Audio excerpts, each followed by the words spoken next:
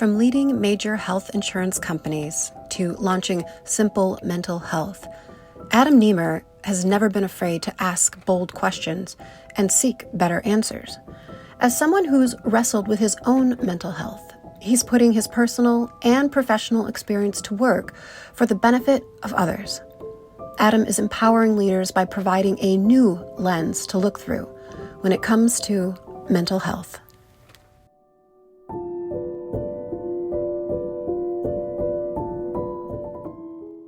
So, Adam, I want to thank you for being here. Thank you for sharing this space and for sharing your story. Thank you so much. Oh, it's great to be here. I couldn't be more pleased. This is going to be a lot of fun. It is. So let's get started this way. You've worked at the highest levels of the healthcare industry. So first question for you today. What was the moment, whether a story or a statistic, that pushed you from managing a system to wanting to change things up, to reinvent it a bit?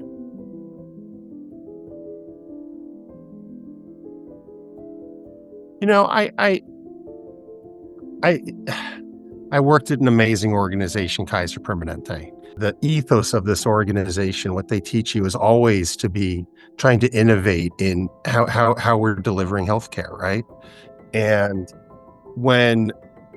so I was trained as an executive to think about growth, the future, what's next. So for me, it was, my own lived experience with, mental illness combined with what I was kind of trained as an executive to try to think a couple, chess moves down the game. Once I had this lived experience and some personal ahas of what we as leaders could do differently, I was just off on the races. So let's talk more about these races that you were off to in creating simple mental health. You intentionally stripped away the red tape and built something rooted, dare I say, in trust. What's the first barrier that you had to dismantle, not for any of your clients or people that you work with, but within yourself to make this vision real? What's it?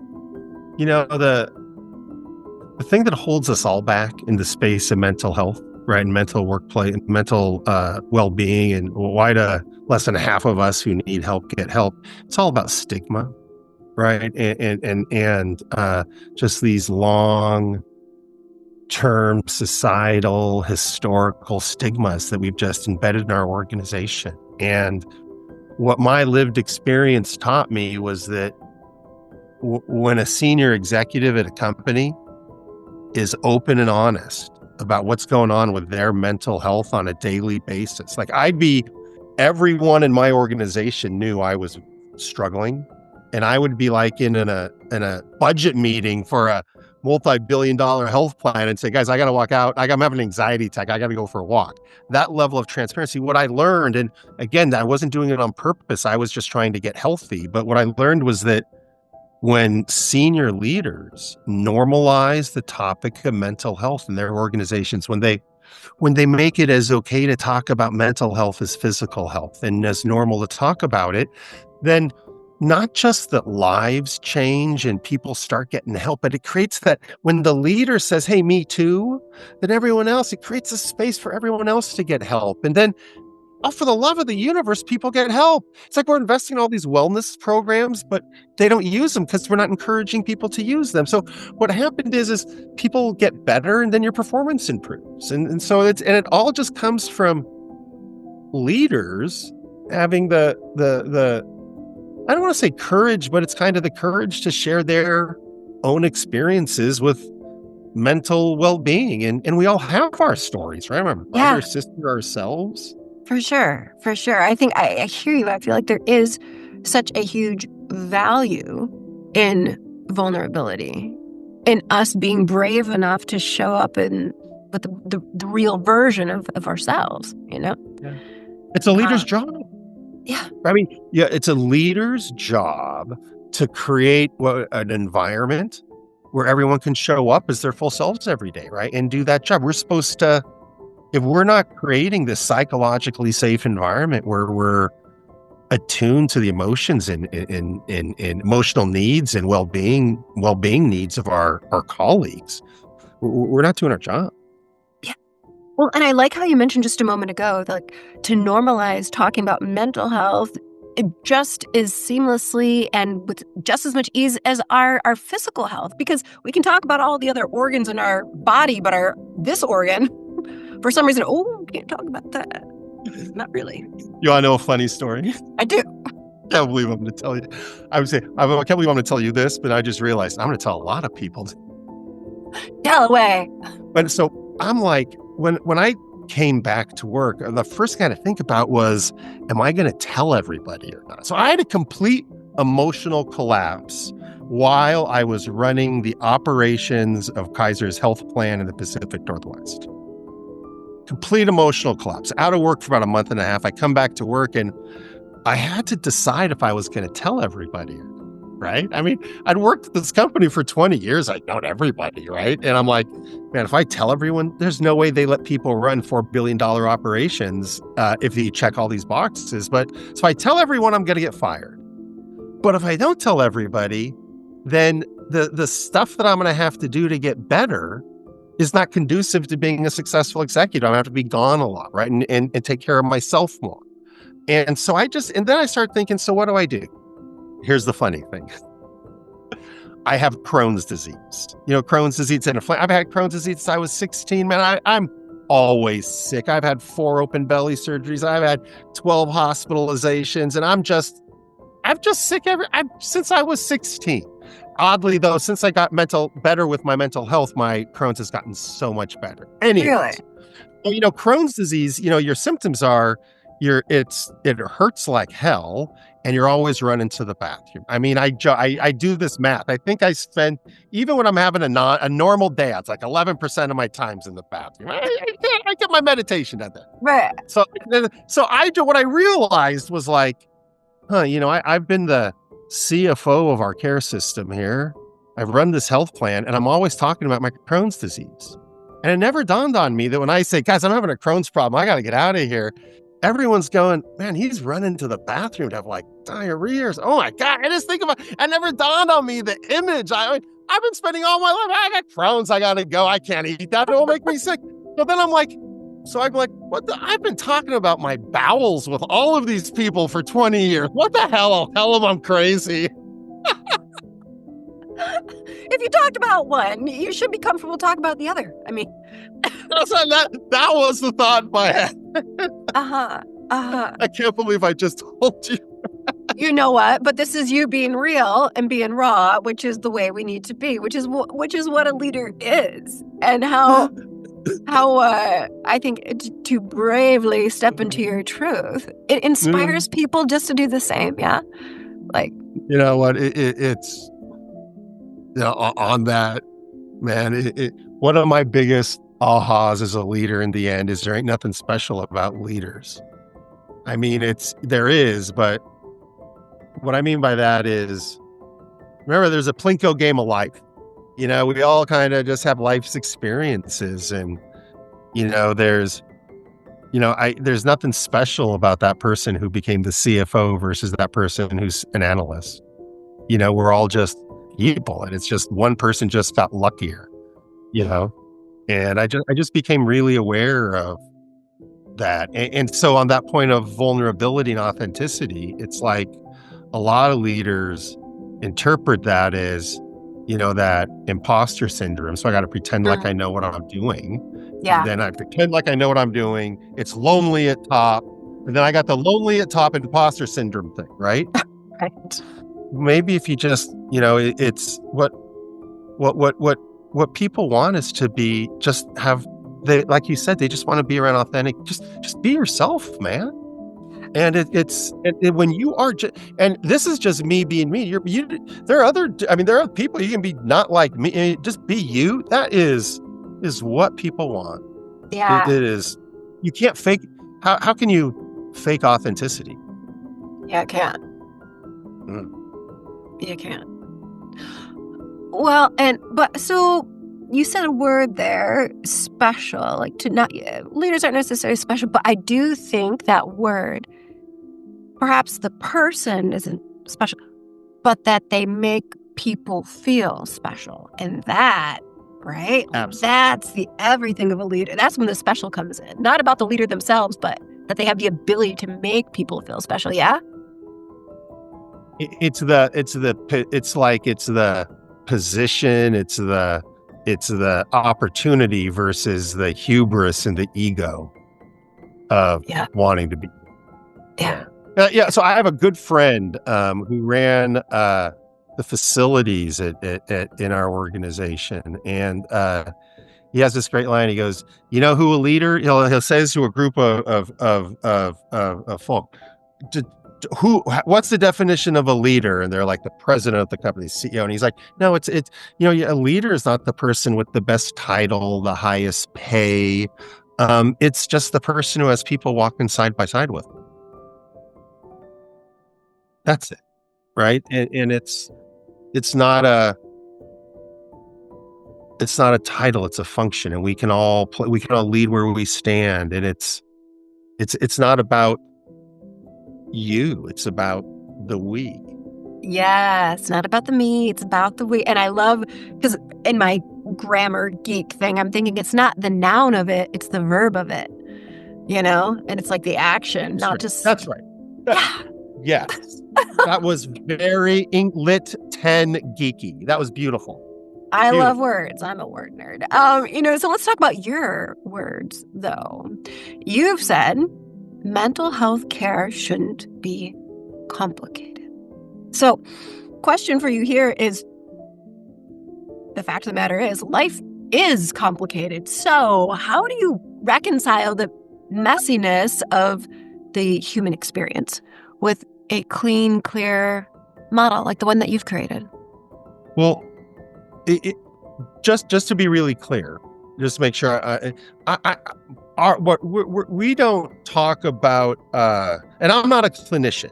We're not providing mental health care, right? This is not a therapist organization, Simple Mental Health, and helping people get help is there's lots of different tools in the toolbox, from psychiatrists, therapists, meditation, yoga, self-care activities, all that sort of stuff. Right. What Simple Mental Health believes, and what we're here to do, is we believe that helping people get help around in our lives can be simple. Getting better is hard work. Man, I spent 20 years in severe depression and anxiety from these traumatic experiences I had, and I had no idea. And it still worked for me. Getting better is work. But getting me into the lane to get help took a 5-minute conversation of one authentic leader, and it changed my life. And so mental health care, healthcare can be, I'm just not a clinician. I wouldn't say that getting help takes a while, and we get better if we get help, but it's a journey. I woke up today feeling a little anxious, right? But I know what to do. I went for a walk, I breathed a little, I stretched a little, and I felt better, right? Mm-hmm. But getting folk, so what we teach is, in effect, mental health first aid. We all know CPR. We all know what to do if someone's choking. We all know what to do if someone has a bruise on their arm. We know how to dial 911. So what do you do if someone's having an anxiety attack at your office, a panic attack, they're in a depressive episode? What we teach and what we believe is that all of us should know the basic tenets of mental health first aid, right? Yeah. Mental health first aid. My definition of it, now there is an organization called Mental Health First Aid. Go check out their website. It's an internationally recognized program from Australia. In the United States, it's credentialed by the National Council of Mental Wellbeing. They have training classes on it. I will oversimplify it in my definition, and I'll kind of walk you through it. You take mental health first aid, these programs that we teach, you learn, one, how to recognize the signs and symptoms that someone around you, like a colleague at work, may be struggling with their mental well-being. So what are the signs and symptoms? Number one. Number two, how do you approach them in a safe, thoughtful, caring, and non-judgmental manner? So because, we're always we can notice them. And when we do notice them, we usually throw it in the gutter when we're trying to help them because we haven't been taught the right thing to say, right? So it's how do you approach, how do you notice, how do you engage, and then how do you guide to services in the community? There's this perception that you just can't get in a therapist appointment. And access to care can be hard, but it's not impossible. And there's lots of things that we as leaders can do in our businesses to help guide folks to get the care. And so, in a 3-hour workshop, we bring CEOs, the C-suite, boards of directors, leadership teams through a 3-hour training where they leave that class knowing how to recognize the signs that someone's struggling, how to engage them thoughtfully, how to guide them to services. They know how to normalize the topic of mental health on their teams, and they understand from a business case why it's so important that they do it. And that's what we think is simple, is helping people get help is simple. Helping people get help. I love that. Want to know another funny story? I do want to hear another funny story. Okay. So this entire thing. So I'm going to get sad then not sad. Okay, so my story, very quick. Young guy, find my dad's suicide, don't get enough help that I need. Get an MBA, I grow a career, and I'm really sick. 17 years of PTSD, horrible illness as an executive. Find my mom after she passes away. I have a complete emotional breakdown where I'm running the operations of Kaiser's health plan in the Northwest. I'm wearing Levi's to work, t-shirts, flip-flops. Man, it looks like I'm going to the beach, not running a health plan. And I'm a son of a bitch, yelling at everybody. 3 weeks later, this national Kaiser leader, he walks into my office and he says, "Hey man, how are you doing?" And I'm like, "I'm doing great." Wearing that mask of happiness. But I'm looking like, I didn't even shave that day. I look so bad. And he goes, "Well, you look great." His ability to say that, knowing how bad I looked, is amazing. He goes, "You look great, Adam. Are you seeing a therapist? I know about you finding your dad's suicide now, and you just found your mom after she passed. Are you seeing a therapist? Is that why you're doing so well?" And I'm like, "Do you see a therapist? I'm doing great." He says, "Well, do you know the signs to look for in yourself in case you might need to get some help down the road?" As I say no, he pulls out of his suit pocket the business card of Kaiser's Employee Assistance Program in the Northwest. He slides it across the desk to me, and he goes, "Dude, give Dave Poppleton," he was our EAP senior leader at Kaiser at the time up in Portland. He's like, "Give Poppleton a phone call. You've had these traumatic experiences in your life. You should at least know the signs to look for in yourself in case you need to get some help down the road." I'm like, okay. I'm so out of it, Allie. I have no idea what he's doing. It was the next day that I went and saw the EAP counselor sitting in his office. They walked through the signs and symptoms, and I checked every box other than hallucinations. That's where, after 20 years, I finally, it all got exploded into my head. And so that 5-minute conversation, a senior leader at a $90 billion company had a 5-minute conversation and changed my life. Now, but here's the magic part. Here's the thing why I go through this whole story. This guy comes to see me on Monday, right? The day before, he was in a mental health first aid-like class at his church on Sunday. So he's a national Kaiser leader. He's at his church on a Sunday. And they're talking about mental health first aid-like stuff. And as they're talking about the signs and symptoms that someone could be struggling with their mental health, he was like, Adam. Oh my God, Nemer's in a lot of trouble. Next part of the class, when they taught him how to approach somebody in a safe, thoughtful, caring, non-judgmental manner. How sometimes you're in a workshop and someone will ask a hard question and the facilitator will say well, what do you all think, right? I got workshopped by his church. So my buddy David, he raised his hand. He's like, I'm worried about my buddy Adam. He'll be so defensive if I talk to him. What do you guys think I should do? And the facilitator said, well, what do you all think?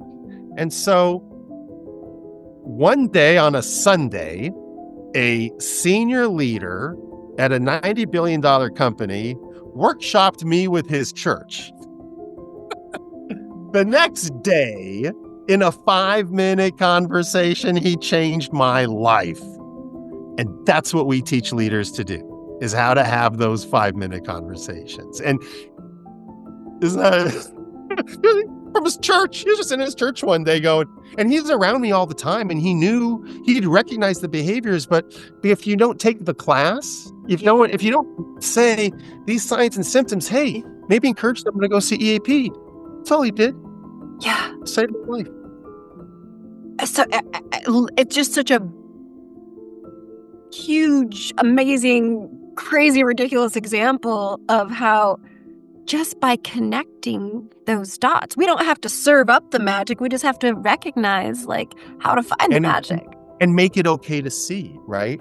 So if I knew that if I had been in an organization where leaders would not have supported sending someone, a lot of places will go, oh, they're an EAP, they okay.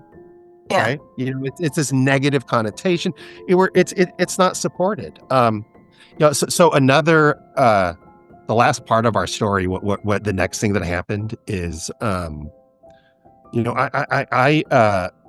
after I saw that EAP counselor, I was out of work for about a month and a half, starting antidepressants, going to therapy and all that sort of stuff. And when I came back to work, I started thinking about leadership differently. There's this phrase, y'all have heard it. It's not all readers are leaders, but all leaders are readers, right? And, what that's always kind of meant to me is leadership is an evolving avocation, right? You're always learning new things and incorporating it into your style. It's not like math. You learned it once and you're always applying it, right? You're always having to learn it. And so you learn something new in the world and then you adjust your approach. So my big aha was in therapy, I learned the absurd statistic that every year, more than 1 out of 5 Americans experience what a behavioral health clinician would diagnose in a medical record as a mental illness. 1 out of 5 of us. Now it's worse. Now it's 1 out of 4 of us, 24% last year. But back then, 1 out of 5, and less than half of us get help. And the median time period from the onset of symptoms to getting help is 11 years. 11 years? 11 years. Did you know? Evidence-based in America today still. The median time period. This is from the national, from NAMI data on their data on their website. So what you start thinking about it, I had been trained at Kaiser Permanente. It's a population health company. They teach you to think as an executive through the lens of what's good for the healthcare of a population. And I'm like, man, I got a small team here at Kaiser. It's a big company. I got 400 or 500 people here. That's all. But that means I got 80 to 100 people that are going to be in just as much damn pain as I'm in. And now that I could connect the dots between all the pain I was in and the diagnosis and the fact that recovery was possible if I chose to get help and kept going at it, I realized, oh my God, what would I do if 10%, if I was going to have 100 people with cancer this year or heart disease or diabetes, right? If you do something. Right, you'd get people with scans in. You do something, and so we ended up doing is we pilot that. There's that mental health first aid program. We piloted it for Kaiser on our teams. We ended up training company-wide almost 20,000 health plan employees on the skill set. But we took about it took all 400 or 500 people out of work in these full day increments over the course of a couple of weeks. Executives, staff, everybody together, and what happened is over the next couple of years, as we trained everybody and I was open and honest every day about what was going on in my life to create the space for everybody else to. 2 years later, we had some of the highest employee engagement stats in the company. And check this out. On every single key customer performance indicator, Kaiser Northwest was number one in the country. That's amazing. That is amazing. All I wanted to do was get people to not hurt, because it freaking hurt. And it turned into, now, the only thing that we did differently in those 2 years, we were already a pretty well-run team, I'd like to think. But the only thing that we did differently in those 2 years is I, the leader, came out of the closet and said, wow, I'm really struggling and it's okay. And let's all struggle to, that was the only thing that happened different. And we were, every 2 years later, number one on every metric. Mm-hmm. That is incredible.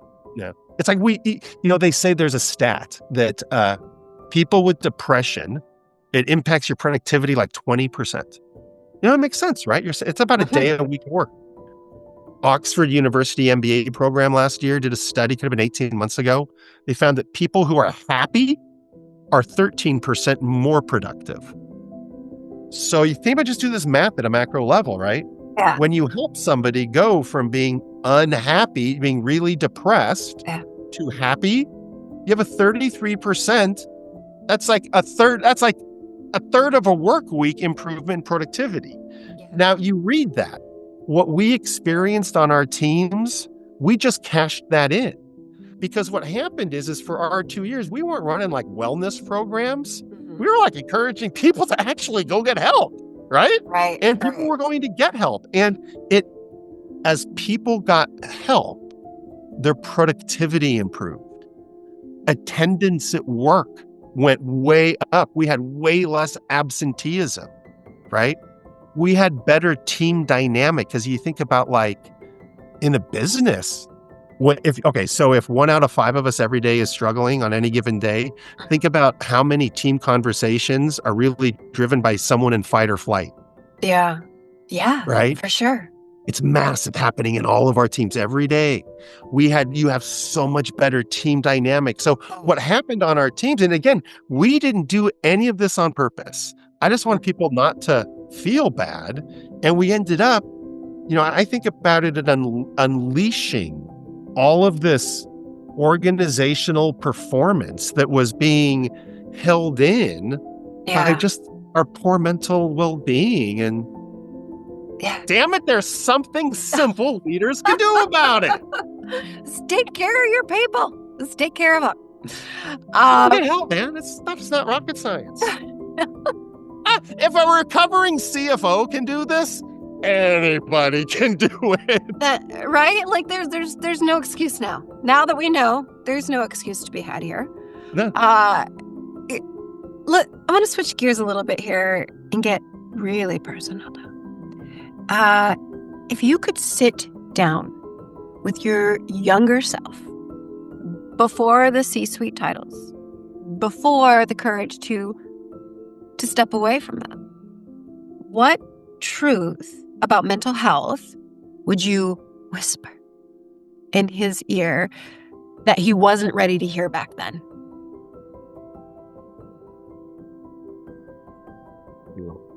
I remember the moment that I wish the universe had taught me this. So,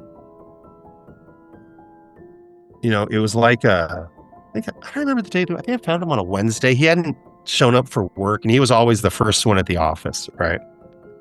And it was really weird. Like, I show up for work, he'd be reading the New York Times with his coffee, with his feet on the desk, and it was that, right? I loved it. And he wasn't there. The lights weren't on. It was just kind of eerie in the office. And I called him at his condo, and he didn't answer the phone. And that was really weird. So I drove down there. I checked on him, and I found him he had shot himself in the kitchen, and that's where I had found him. And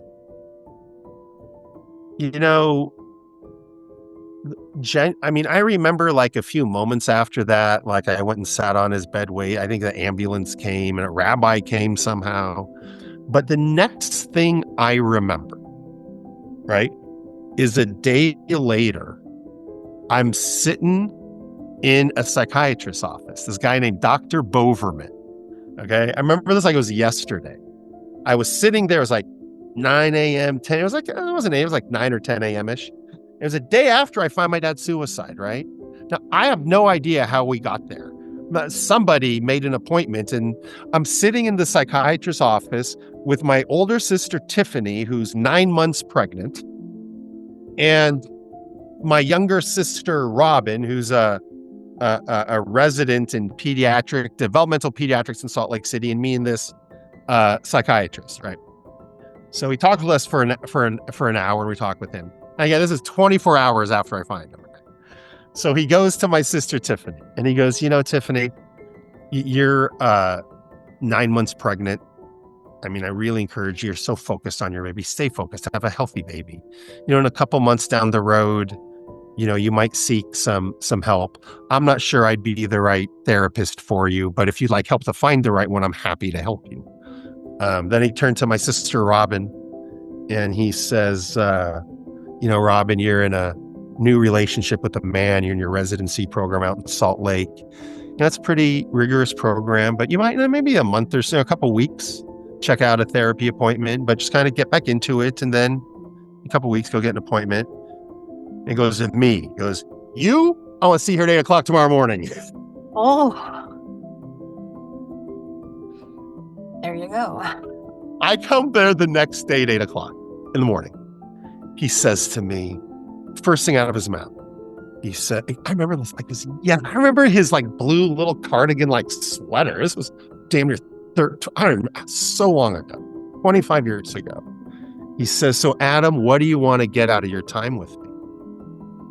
And I said, there ain't nothing wrong with me. That's because my dad's crazy and I know my mom's sick as there can be. I'm not fucking crazy. I'm not taking any medicines. I'm not going to be that guy that's got to see a shrink for the next week for the rest of his life. All I want you to do is I want to see you no more than 4 or 5 times. And I want you to give me the skills so that I don't go do what he did when I'm his age. And he said, okay. And he taught me to, basically what I learned from Dr. Boverman was to talk about my dad. If he's ever on your mind, talk about whoever you're with. If he comes up, tell them, because you need to talk. And I practiced that. I've always done that. And it wasn't enough. And it was his beautiful gift to me that in my obstinance, he found a way to give me one thing that really was a beautiful tool. But if I could go back to any moment in my goddamn life and change any moment, I mean, it would have to be that. I mean, I had, really, because I wasn't open to that conversation, I had 18 years of undiagnosed, severe, daily. I mean, it was like I had an 18-year anxiety attack layered on top of severe depression. I had 3 open belly surgeries for my Crohn's disease. I had 11 or 12 week-long hospitalizations because of my Crohn's, all exacerbated from the stress of mental illness, which I didn't know was going on. I'm divorced. Divorce is a two-way street, but it's sure not helpful when your husband's an all the time and can't hold it in. I can't imagine how much, and I've had a rich and lovely and wonderful life, and I'll tell you, I'm the luckiest guy I know, but the only way I could have gotten luckier is if I had, at that one moment on that Dr. Boverman's couch, on Lovejoy and 20th in Portland, Oregon. He was right next to Dr. Kingery's office. I mean, I remember this like it was yesterday, and it was the March of 99. That's the moment if I could go back and change anything.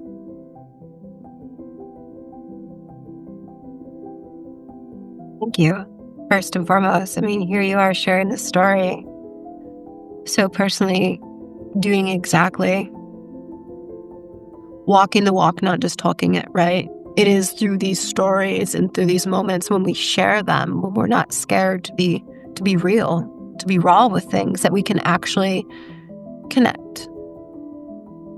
And in that way, help other people who maybe don't even know what they need.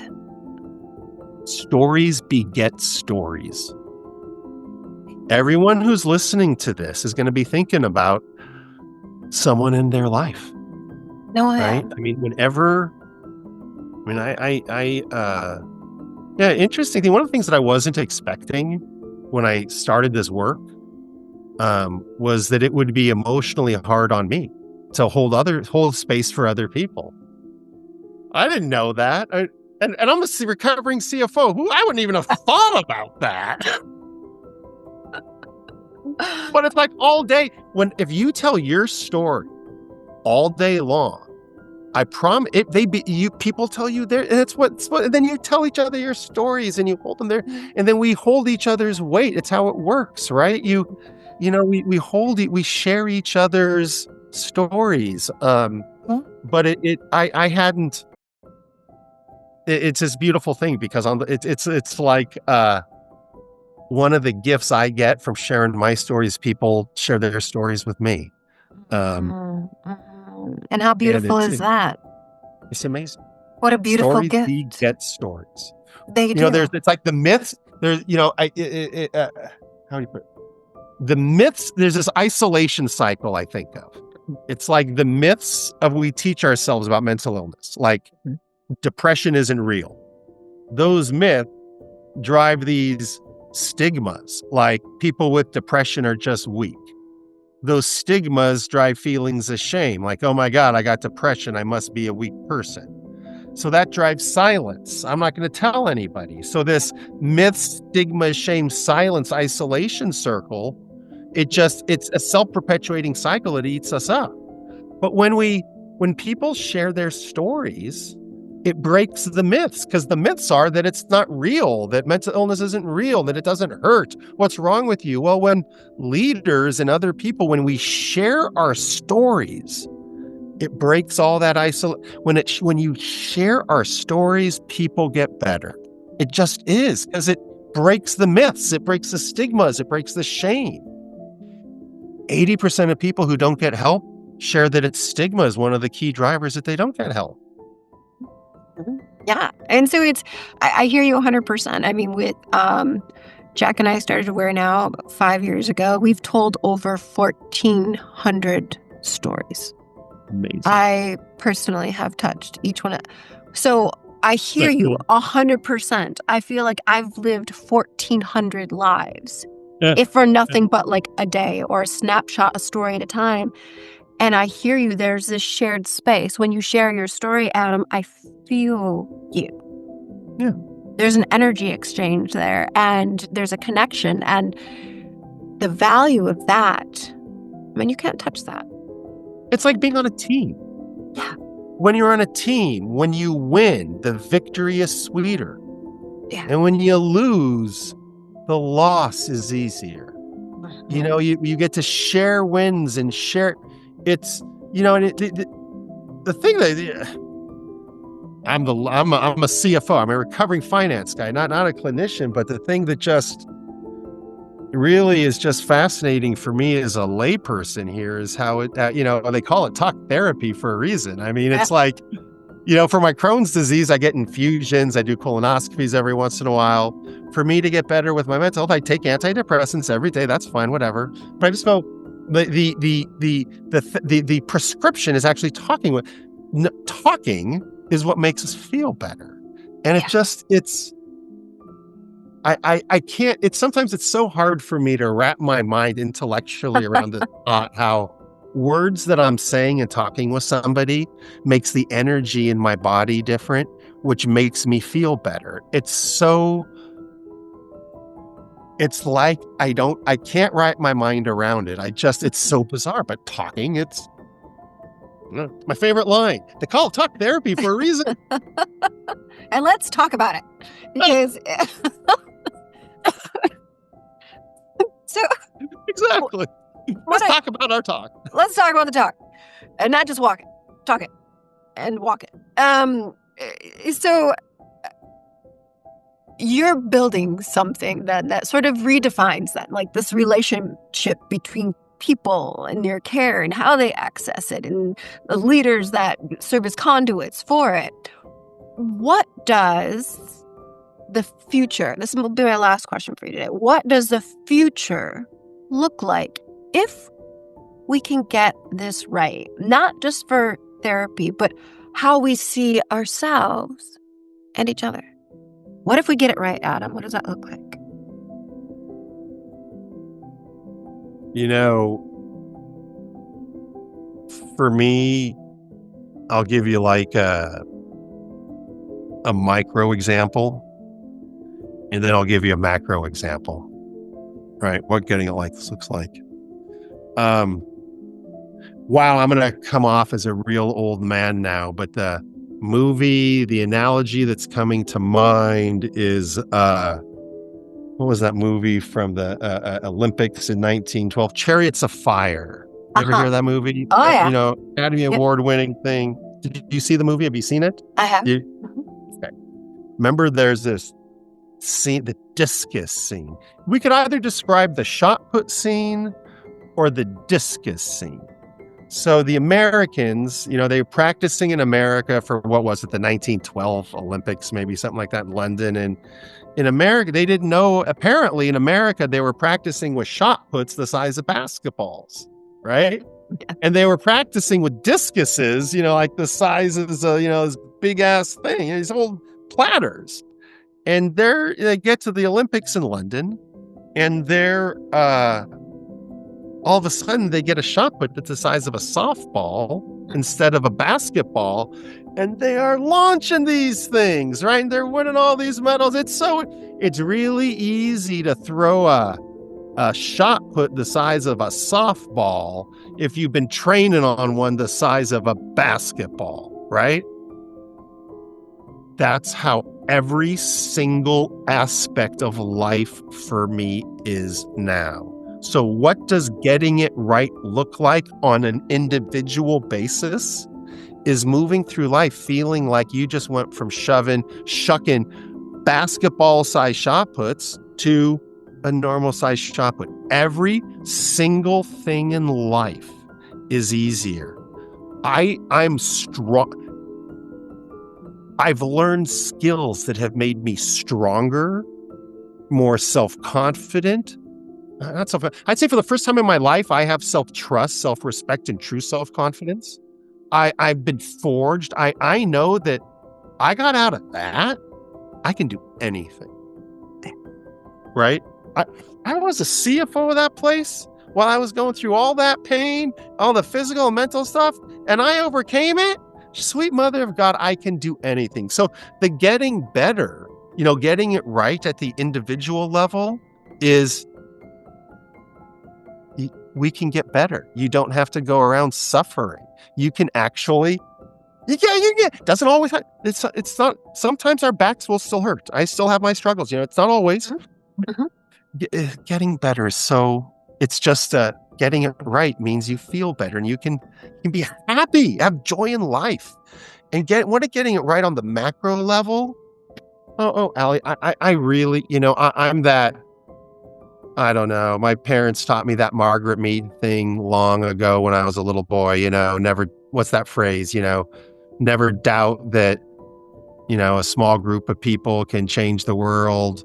When in doubt, nothing, you know, nothing ever happened. My parents just raised me on, you know, that sort of stuff. And so I believe that if business leaders, and I don't think it's that hard to get to them. I mean, I think business leaders incorporate mental health literacy training into their corporate training, and it doesn't cost new money. Across the country in the United States, on average, organizations spend between $1,100 and $1,300 a year on employee training.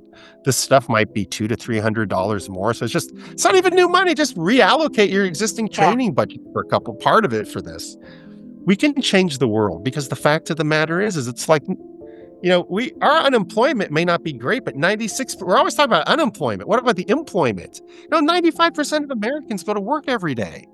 Think of it, when Americans went to work, their leaders educated them in just a little bit on mental health first aid, and their leaders started noticing How many managers in America would not know what to do if an employee was having a heart attack?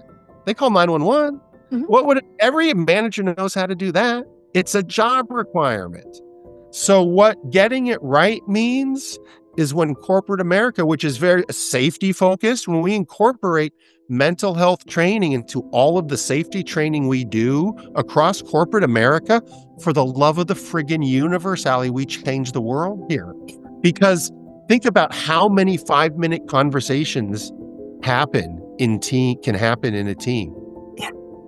That's what I left an overpaid, underworked executive job at the greatest company in the world because I really believe we can change the world here. I mean, I think we can take a massive bite out of the mental health crisis in America when leaders become mental health literate and normalize the topic. We give everybody the benefits.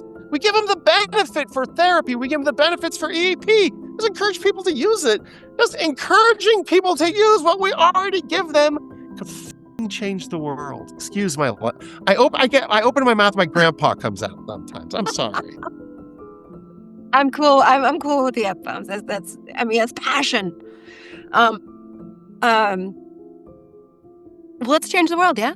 Like let's do it. Let's get this going. And I think what you're doing is a way to get there, yeah? Thank you.